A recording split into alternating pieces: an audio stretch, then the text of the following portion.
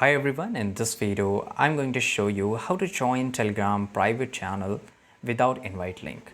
Well, it's not very tough to join a Telegram private channel link without an invite link. You can do, but the only thing you should have a name, or you should know that what channel you want to get joined, right? So for example, there is a channel. I will show you how to do it. So first of all, we will just go to the Google browser here, and here in the browser we will type here https then the two dots and slash t.me, right? And again you have to put a slash here, and basically you should know that the username of the channel, the server you want to join over the Telegram. For example, let's say that cheese, right? And I'll just hit the enter, and once I hit the enter you can see that I'm able to join this server.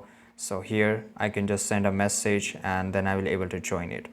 I can also open it over my laptop or PC or over my Telegram application. So this is how you can join Telegram private channel without a link, and I hope you found this video very useful.